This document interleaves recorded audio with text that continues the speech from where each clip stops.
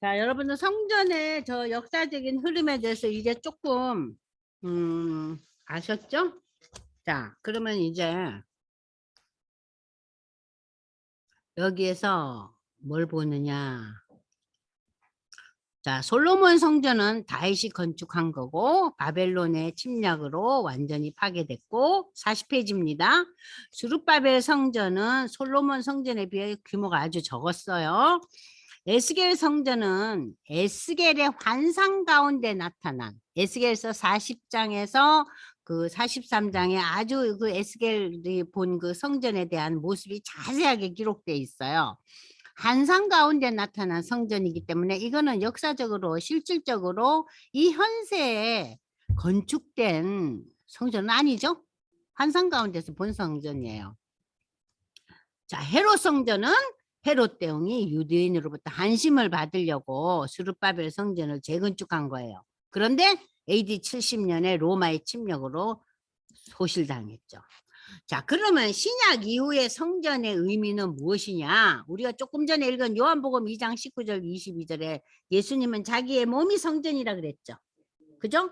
두 번째, 고린도전서 3장 16절에서 17절에 의하면 바울은 고린도 교인들이 아주 엉뚱한 짓을 벌리고 부도덕하고 무절제하고 이러한 모습을 보고 야, 너희 개개인이 하나님의 성전이야.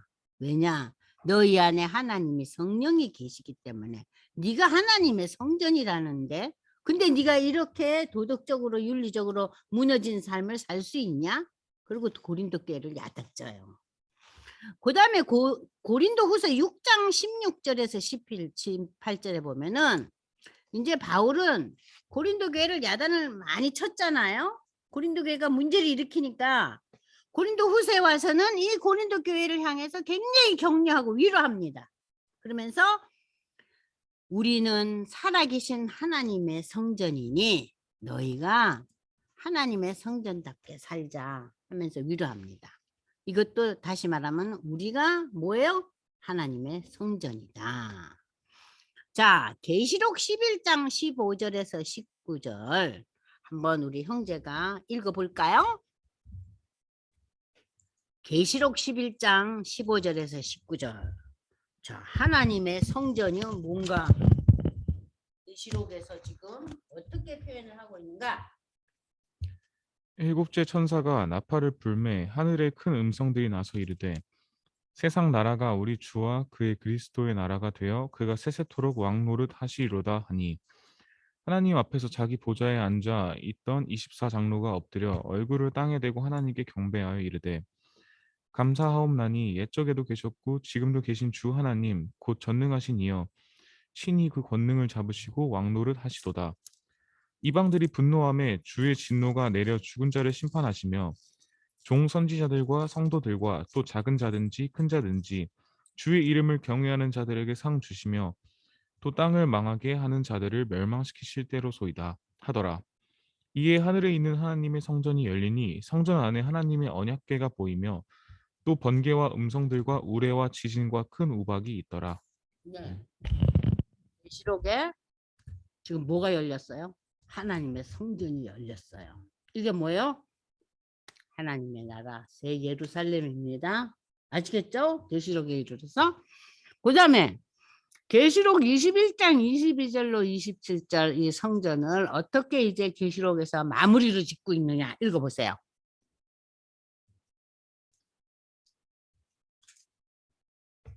21장 22절에서 27절 여러분들 열심히 한번 찾아보세요. 성 안에서 내가 성전을 보지 못하였으니 이는 주 하나님 곧 전능하신 이와 및 어린 양이 그 성전이심이라. 그 성은 해나 달의 비침이 쓸데없으니 이는 하나님의 영광이 비치고 어린 양이 그 등불이 되심이라. 만국이 그 빛 가운데로 다니고 땅의 왕들이 자기 영광을 가지고 그리로 들어가리라. 낮의 성문들을 도무지 닫지 아니하리니 거기에는 밤이 없음이라. 사람들이 만국의 영광과 존귀를 가지고 그리로 들어가겠고 무엇이든지 속된 것이나 가증한 일 또는 거짓말하는 자는 결코 그리로 들어가지 못하되 오직 어린 양의 생명책에 기록된 자들만 들어가리라. 네. 자, 계시록 21장에 나는 하나님의 그 성전 어때요? 이제 빛이 필요 없죠.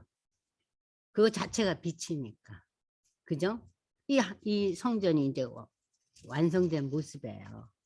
그러니까 하나님과 어린 양이 성전이에요. 그래서 이렇게 성전의 의미가 이렇게 쭉 업그레이드 되고 있죠. 그죠? 성전의 의미가. 네, 아시겠어요? 성전. 구약의 성전이 신약에서는 예수 그리스도. 예수가 바로 성전인데 그 이후 사도행전 이후 예수 그리스도를 영접한 성도가 성전이다 그랬어요. 바울 사도는. 그죠? 그런데 새하늘과 새 땅에 가서는 어때요?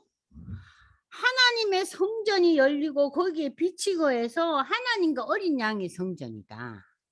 자, 그러므로 오늘날 우리 성도는 예수 그리스도를 닮아가는 거룩한 삶을 살아야 할 것이다.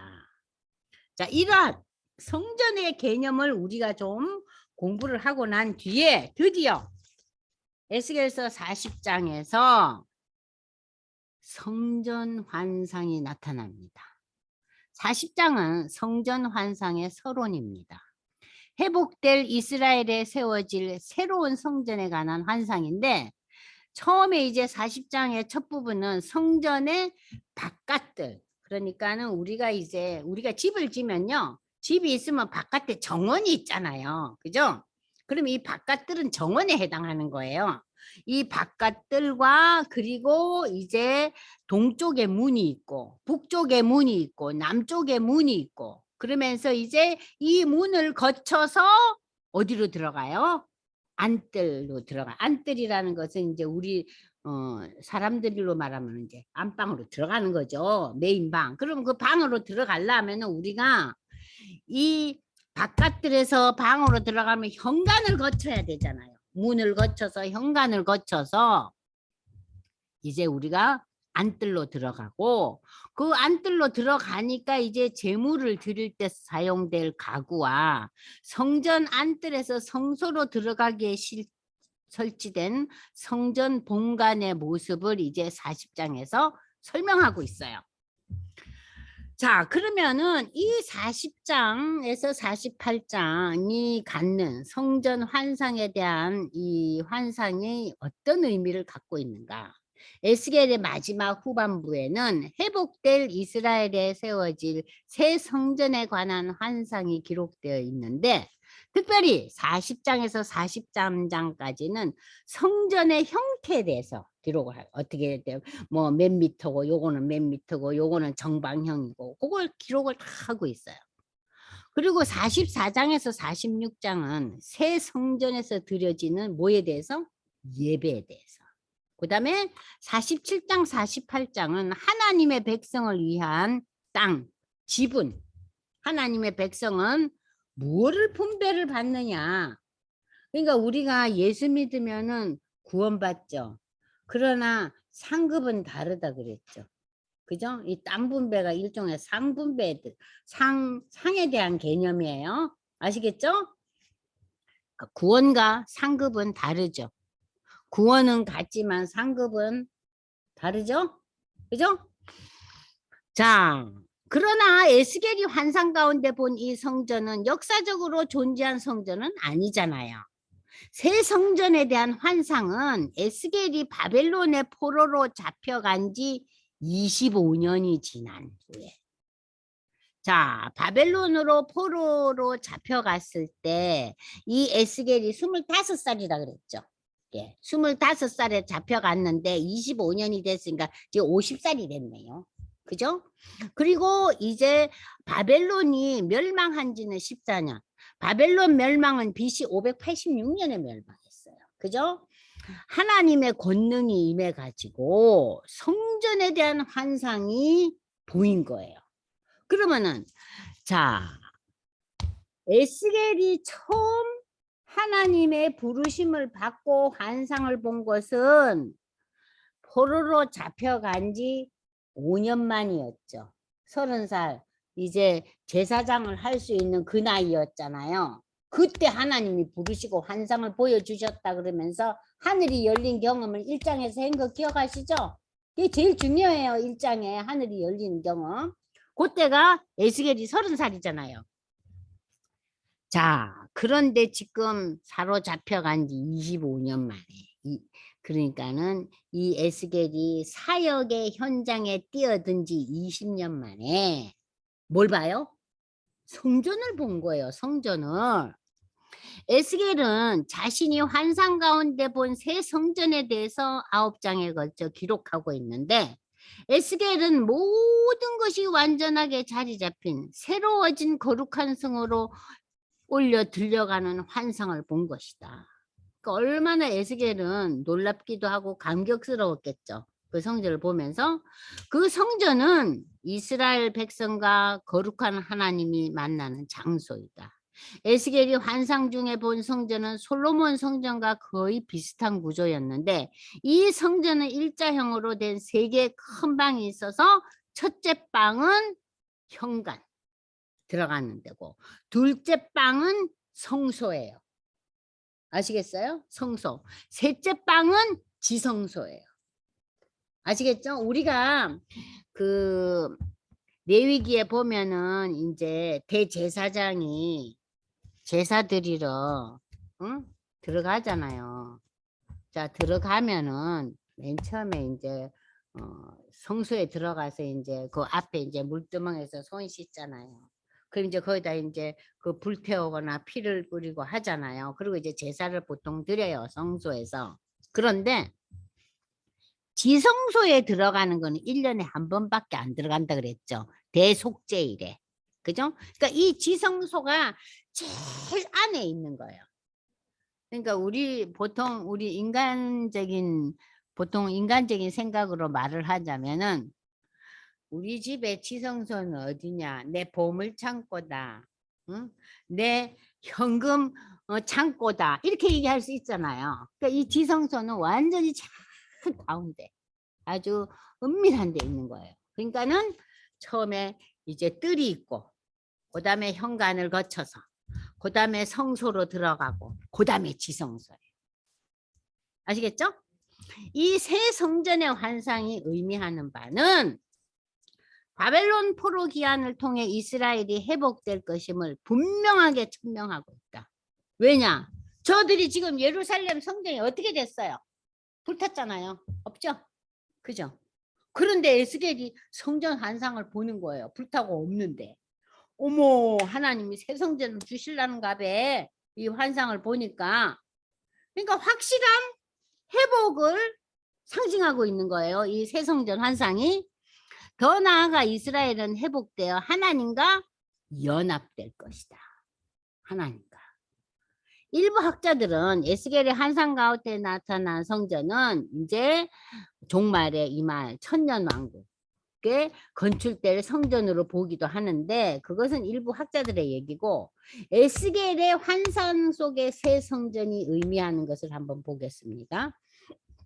에스겔 시대 때의 환상의 성전은 새 성전인 스룹바벨 성전이 착공될 것이다. 그죠? 이 시절에는 지금 성전이 없던 시대 아니에요. 그죠? 그래서 새로 만든 성전이 고레스의 도움을 받은 스룹바벨 성전 아니에요. 그죠? 이해되셨죠? 그 다음에 두 번째. 그러나 새 성전은 스룹바벨 성전으로 완전한 의미가 아니에요. 새 성전은 예수 그리스도가 천년 통치 기간에 세워지길 문자적인 의미의 성전. 그러니까는 이 새 성전은 예수님이 통치하는 이 시대에 모든 성전의 그 의미를 다 가지고 있고 새 성전은 오늘 교회들이 하나님께 드리는 예배와 경배를 의미하고 있다. 이해되시죠? 그 다음에 네 번째 새 성전은 하나님의 임재와 다스림이 충만한 영원한 하나님의 통치를 상징합니다. 따라서 새 성전에 대한 에스겔의 환상은 하나님 나라의 도래와 완성을 상징한다. 예표하는 거예요. 아시겠죠? 그러니까는 에스겔이요. 이제 자기가 사역을 시작한 지 20년이 지났잖아요. 그죠? 30살에 잡혀온 지 5년 만에 30살에 부름을 받고 선지자 역할을 하잖아요. 하늘이 열리는 환상을 보면서. 그리고 지금 세월이 20년이 지났어요.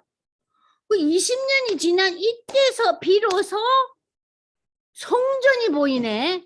환상으로.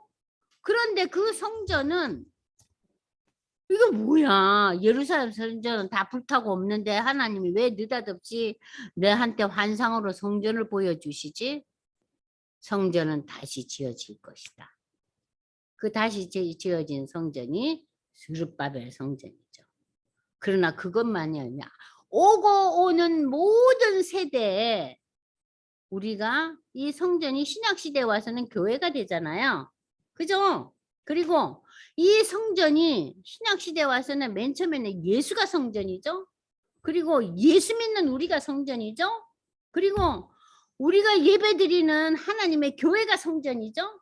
이런 모든 의미를 다 포괄적으로 나타나고 종말의 이 성전은 무엇을 의미하느냐? 새 예루살렘 하나님 나라의 통치와 하나님 나라가 임하는 것을 상징하고 있다는 얘기예요. 이해되시죠? 그죠? 자, 그래서 이 에스겔이 본 새 성전에 대한 환상은 하나님 나라의 도래와 종말의 완성을 상징하고 있다. 그걸 생각하고 이제 40장으로 들어갑니다. 자, 40장 처음 읽으면요. 여러분들 힘들고 짜증나요. 몇 미터고 몇 센치고 이런 얘기만 딥다 나와요. 왜냐하면 성전의 모습을 지금 이 에스겔이 기록한 거거든요. 그러니까 이거는 성전에 대한 청사진이에요.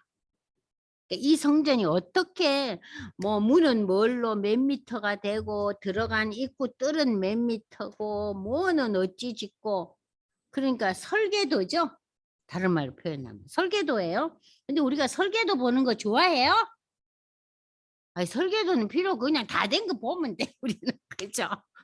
그러니까 이거 설계도는 그냥 쭉 읽으시면 됩니다. 너무 깊이 생각하지 말고.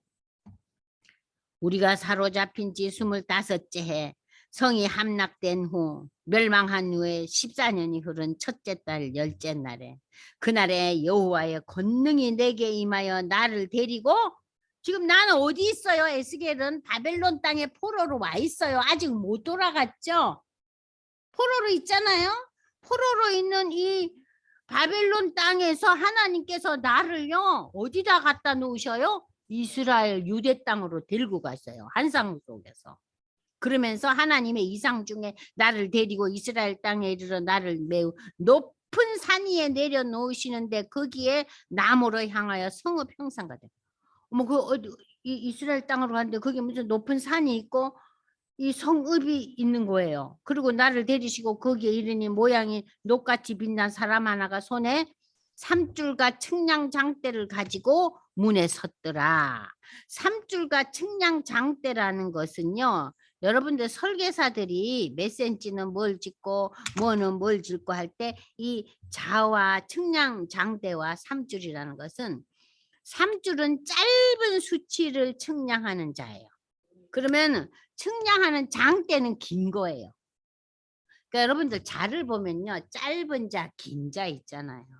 근데 조그만 거 잴 때 긴 자로 재면 불편하고 큰 거 잴 때 작은 자로 재면 못 재죠. 깝깝증 나서. 그러니까 긴 자와 짧은 자라고 생각하시면 돼요. 근데 이런 표현들이 우리를 더 힘들게 하죠. 그죠? 그러니까 여러분 읽을 때 짧은 자와 긴 자를 가지고 어떤 사람이 턱 서 있는 거예요. 그 사람이 내게 이르되 인자야. 이게 천사예요.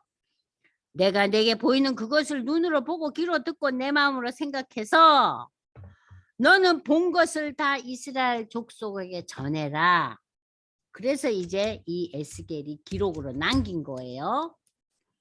내가 본즉 직박간 사방으로 제일 먼저 본 게 뭐예요? 성전의 형태에서 담부터 보였어요. 담. 그러면 어느 집으로 들어가려면 우린 요즘 아파트 살지만 집으로 들어가면 담이 있잖아요. 담은 맨 꺼죽이죠. 그러니까 지금 제일 바깥 부분부터 지금 보여주는 거예요. 자, 담이 있는데 그 사람의 손에 측량하는 장대를 잡는데 그 길이가 팔꿈치에서 손가락에 이른다. 이게 길이를 재는 단위예요. 한 손바닥 너비가 더한 자로 6척이라. 그 다음을 측량하니 두께가 한 장대, 높이도 한 장. 한 장대는 여러분들 거기에 써내세요. 약 3.1m, 3m 정도로 보면 돼요. 그러니까 담의 두께가 3m고 높이도 3m예요. 그러니까는 이 담 두께 되게 두껍죠. 우리는 담이 기껏해야 뭐 어때요? 한 10cm, 15cm 담 쌓잖아요. 두께. 높이는 뭐 높이도 올릴 수 있지만 근데 이 담이 굉장히 꽤 두텁죠. 3m가 더 되니까. 그리고 이제 높이도 3m예요. 높이는 그렇게 많이 높은 것 같지 않아요. 그런 담이 이제 탁 쌓여 있는 거예요. 그리고 이제 동쪽 문을 이제 보기 시작하는데 동쪽 문은요. 6절에 동쪽을 향한 문이 말하자면 정문이에요. 아시겠어요? 정문을 따라 층계를 따라 올라가니까 길이가 한 장대요. 그 문 안쪽에 통로 길이 한 장대는 몇 미터라 그래서 3m 정도를 했잖아요. 그래 이제 거기에 쭉 이제 들어가니 입구에 누가 있어요? 이 문을 지키는 문지기 방들이 있어요. 그리고 문지기 방을 지나니까 뭐가 있어요? 현관이 있어요. 그리고 그 안에 문이 있으며 현관을 측량하니 현관이 한 장 되며 앞문의 현관 똑수가 8척이요. 자, 여러분들 한 척은 52cm예요. 아시겠어요? 52cm. 장대는 3m. 그러니까 장대는 긴 거 재는 기죠. 그리고 척은 게 짧은 거고. 그 동문간의 문지기 방이 왼쪽에 셋이 있고 오른쪽에 셋이 있고 그 셋이 각각 같은 크기요. 왔다 문지기 방이 응? 많네요. 그죠? 자 그리고 이제 방 앞에 칸막이 벽이 있고 왔다며 이건 문지기 방이 왼쪽 오른쪽에 3개 있는데 그러면 문지기 방이 6개라 그러면 문지기가 꽤 많네요. 그죠? 자 그리고 이제 쭉 들어가 보니까 지붕과 지붕 사이가 지금 25척이라 그래서 25척은요 13m예요. 그러면은 이 지붕과 지붕 사이에 이 13m면 꽤 크잖아요. 여러분 13m 꽤 크잖아요. 방에서 13m면 그죠? 그리고 이제 현관이 나와요. 14절에. 그리고 문지기 방에는 창이 있고 그가 나를 데리고 이제 바깥뜰에 들어가니 뜰 3명의 박석 깔린 박석이라는 것은요 두께가 얇은 돌이에요. 넓적한 돌이에요. 자 안뜰 바깥 문간악 같이 측량하니 너비가 100척이다. 100척이라는 것은 거의 50m에 해당하죠. 그리고 이제 여러분들 20절에서 23절은 북쪽을 향한 문이 있고 근데 22절 보니까요. 창과 현관의 길이와 너비와 종려나무가 다 동쪽을 향한 문간과 같으며 그 문간으로 올라가는 7층계가 있고 종려나무가 나오죠. 그 다음에 24절부터요. 27절까지는 남쪽을 향한 문이 있어요. 그리고 그 문들이 지나가는데 또 보니까 층계가 있고 문 벽위에 26절에 뭐가 새겨져 있었어요? 무슨 그림이 새겨져 있어요? 종려나무 얘기가 계속 나오죠? 종려나무. 종려나무가요. 팜트리예요. 팜트리. 팜트리는 야자 대추나무예요. 그거 맛있어요. 달콤하잖아요. 말린 거. 이 팜트리가 새겨져 있고 자 그러면 우리가 여기서 한번 짚고 넘어가야 되는 게 31절에도 그 안뜰 남쪽 문에도 뭐가 새겨져 있어요? 종려나무가 또 새겨져 있죠. 자 여기서 우리가 집중해야 될 것은 자 이렇게 바깥에서 안쪽으로 들어가면서 층계가 있고 가는 곳마다 종려나무 그림이 있고 종려나무가 나무판에 이렇게 새겨져 있는 거예요. 네? 자, 이게 뭔 소린가? 자, 여러분들 이 종려나무는요. 단순한 장식 의미가 아닙니다. 그걸 꼭 기억하셔야 돼요. 이 종려나무가 상징하는 것은 승리와 구원과 평화와 기쁨을, 안식을 상징하고 있어요. 안식, 기쁨, 구원, 승리. 자, 그런데 이 종려나무가 신약 시대에 언제 나타나죠? 요한복음 12장 여러분들 펼치세요. 요한복음 12장 12절에서 16절. 언제 이 종려나무에 대한 얘기가 나오느냐? 형제가 한번 읽어보세요. 여기에 중요한 의미가 있습니다. 네, 12장에서 12절로 16절. 네. 그 이튿날에는 명절에 온 큰 무리가 예수께서 예루살렘으로 오신다는 것을 듣고 종려나무 가지를 가지고 맞으러 나가 외치되 호산나 찬송하리로다 주의 이름으로 오시는 이 곧 이스라엘의 왕이시여 하더라. 예수는 한 어린 나귀를 보고 타시니 이는 기록된 바 시온 따라 두려워하지 말라 보라 너의 왕이 나귀 새끼를 타고 오신다 함과 같더라. 제자들은 처음에 이 일을 깨닫지 못하였다가 예수께서 영광을 얻으신 후에야 이것이 예수께 대하여 기록된 것임과 사람들이 예수께 이같이 한 것임이 생각났더라. 자, 여러분들 보통 세상에서 왕이 어디를 행차할 때는 대단하죠. 그죠?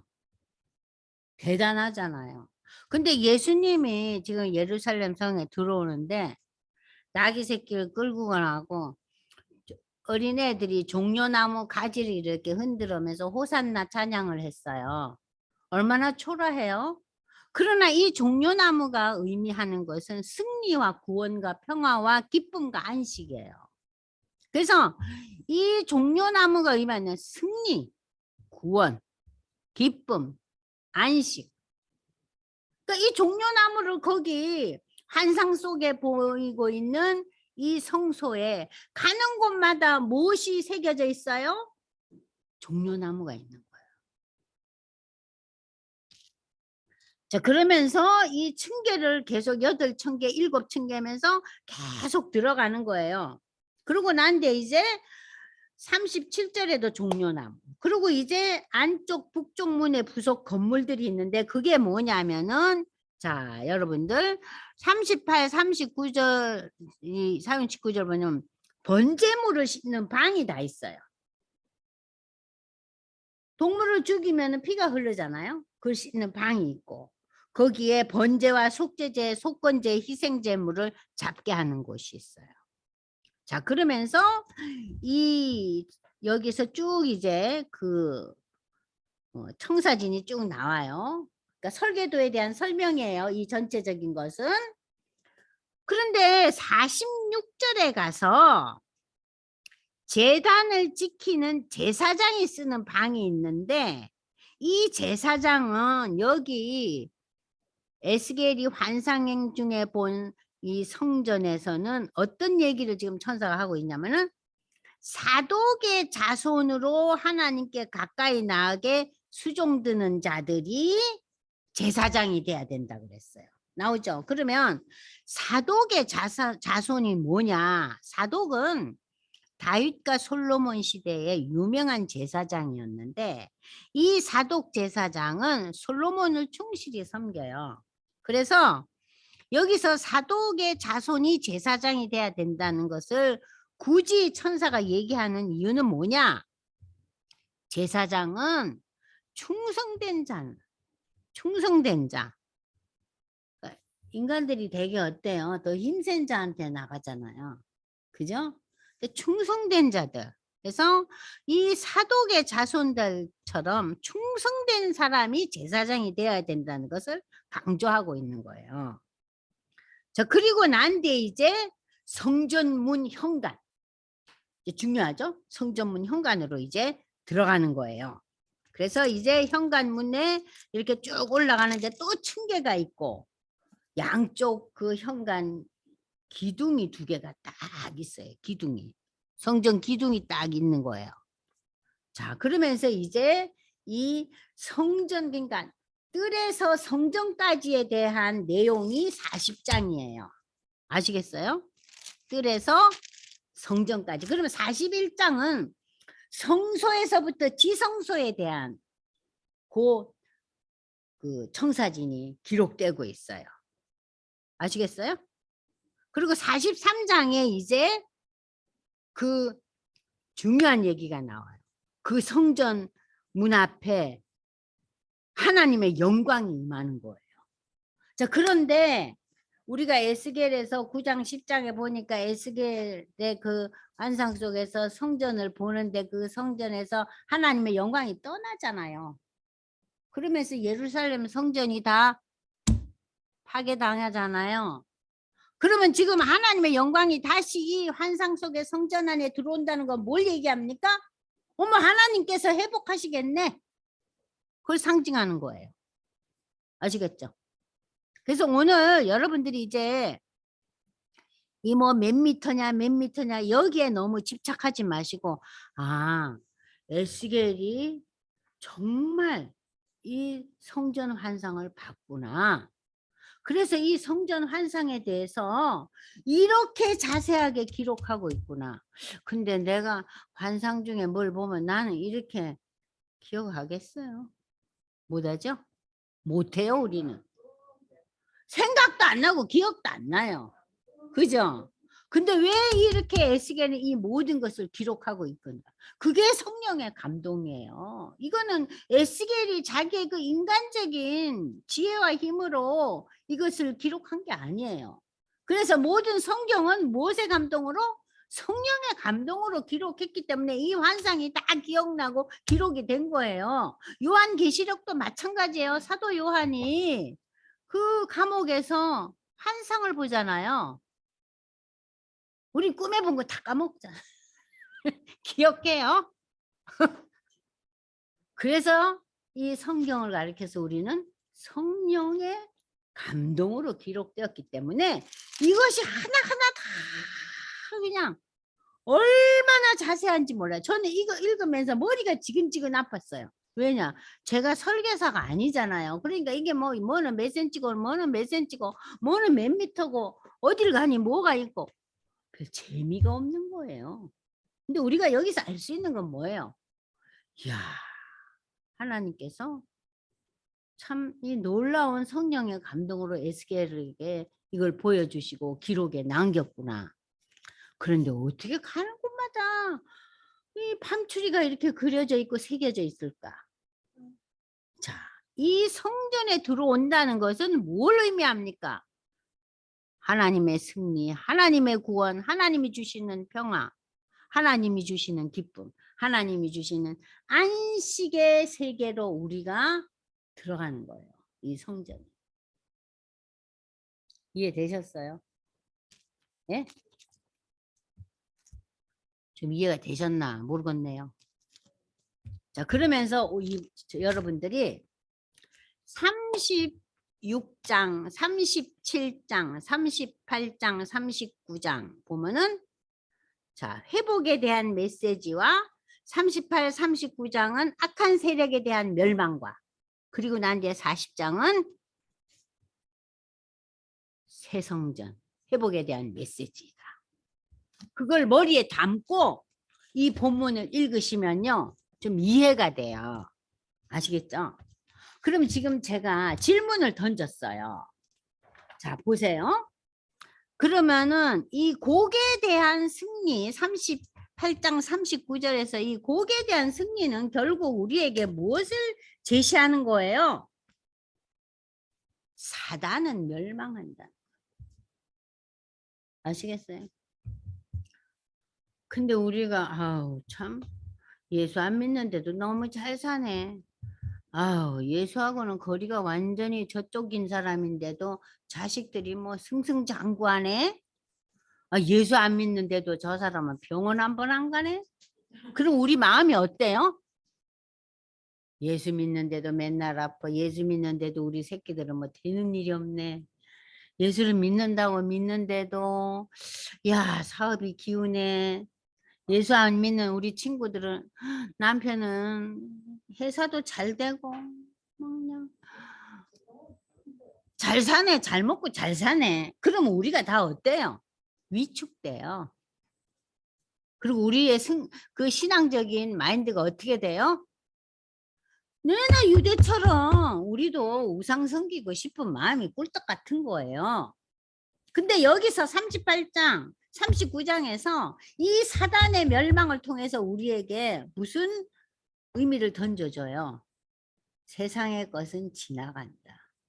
거기에 너희 마음이 둘러 빠져가지고 이스라엘 백성들처럼 우상 섬기지 마라. 형통의 우상을 섬기지 말라 이거예요. 우상은 무엇을 상징합니까? 형통과 번영과, 그죠? 형통과 번영을 상징해요. 거기에 너무 집착한 거예요. 우리가 형통과 번영이 나쁘다는 게 아니에요. 그런데 형통과 번영만이 우리가 오직 지향해야 할 것이다. 그건 아니잖아요. 어떤 사람은 형통을 누리기도 하지만 어떤 경우에는 우리가 어려움이 많잖아요. 근데 그 어려움 때문에 또 수많은 사람들이 하나님을 찾잖아요. 그래서 굉장한 그 형통을 누리는 사람들이 하나님과 멀어질 수밖에 없는 것을 우리가 가끔 보죠. 그죠?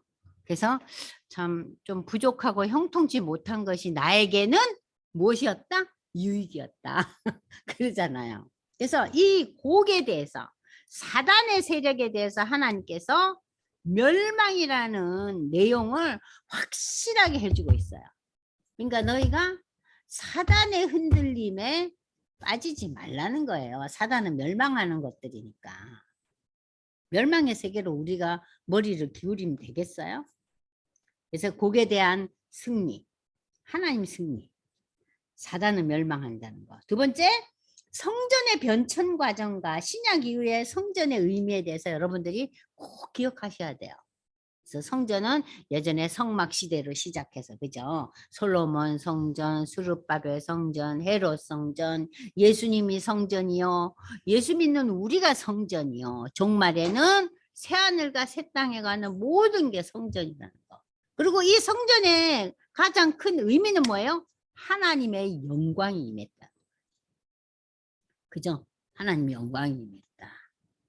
그러니까 우리 이 예수 믿는 존재는 뭐예요? 하나님의 영광이 임한 존재들인데 우리가 윤리와 도덕이 무너진다는 건 이건 말이 안 되는 소리죠. 그래서 바울이 열받는 거예요. 고린도 성도들아, 너희가 예수 믿는다면서 이럴 수가 있느냐? 성령이 거하는 하나님의 성전인데 너희가. 자, 오늘 그래서 우리가 40장까지 이제 이 에스겔이 자기가 사역을 시작한 지 20년 이 바벨론 포로 가운데 있으면서 이제 나라는 멸망하고 예루살렘 성은 파괴되고 예루살렘의 그 성전은 다 불타고 참 처참한 상황이잖아요. 그 가운데서 지금 환상을 보는 거예요. 그래서 맨 마지막 본 환상이 뭡니까? 성전이에요. 아시겠죠? 네. 이제 에스겔에서 좀 이해가 되셨나 모르겠네요. 네? 조금 이해되셨어요? 네. 자, 그럼 이제 오늘 여러분들 이제 오늘 가셔서 37장, 38장, 39장, 40장을 그냥 성경을 한번 쭉 읽어 보시고요. 41장, 42장도 다시 성전에 대한 형태의 모습이 나오고 있어요. 그리고 43장이 하나님이 영광이 성전에 돌아오셔요. 그까지 좀 한 번씩 쭉 읽어 보세요.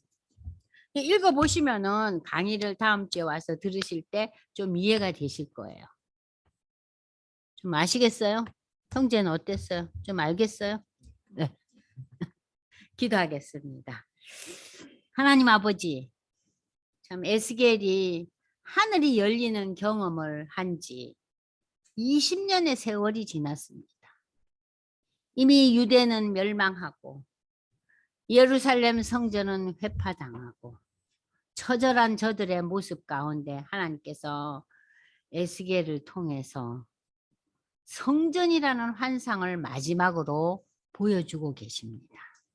이 성전 환상을 통해서 유대는 회복될 것이며 하나님의 나라가 이 땅에 도래한다는 놀라운 영광의 역사를 우리에게 제시하고 있습니다. 하나님, 우리가 이 땅의 모든 사건들과 이 땅의 현상들에 우리가 관심을 갖고 우리의 삶을 수고하며 애써야겠지만 여기에 올인하지 않고 그 멀리 너머에 있는 하나님의 나라, 하나님의 도성에 대한 마음이 늘 우리 삶을 움직여서 하나님의 나라를 사모하는 저희가 될 수 있도록 축복해 주시옵소서. 이번 한 주 동안도 우리가 시간을 내어 에스겔을 읽으면서 에스겔서를 지금까지 이해하지 못했던 그 부분들을 하나하나 수용하고 이해하면서 우리의 신앙에 큰 유익을 얻는 시간으로 주님 축복해 주시옵소서.